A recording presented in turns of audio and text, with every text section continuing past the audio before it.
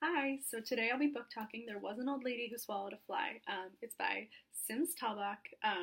Tabak is a very well known children's author and illustrator. He has illustrated the majority, if not all, of his children's books. This one in particular won the Kodak Honor in 1997 for best illustrated children's book of the year. Um, he used to design Happy Meals. He was the president of a number of guilds as well as the founding members of them. So he was very well known during his time. He passed away fairly recently in 2011, but yeah, his memory lives on through his amazing works. So I love this book because growing up, my dad used to read it to me and my siblings every year for Halloween, and now I continue to read it to students I work with after school programs and my practicums, so it's a lot of fun. It's folklore. It's based on a poem that was written, spoken in the 1940s in the US. Tabak is one of a number of authors who has adapted it into a book, but his is probably the best well-known version. I would recommend it for younger grades, maybe preschool to third grade as a read aloud, but it could also work in middle school or high school for examples of folklore if you're doing a unit on that. So let's jump in.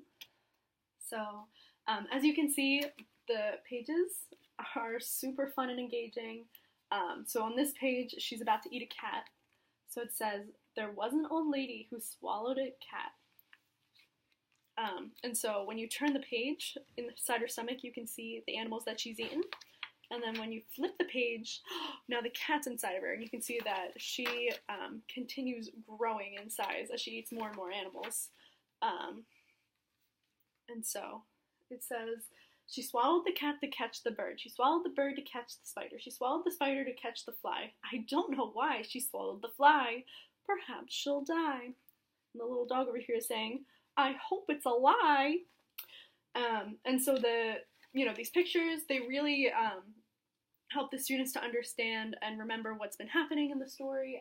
The poetry continues on the same scheme. So on the next page, she eats a dog. So the dog is foreshadowing for the next animal she eats. And so the poem just continues, but the first line is different every time based on whatever animal she eats on the previous page.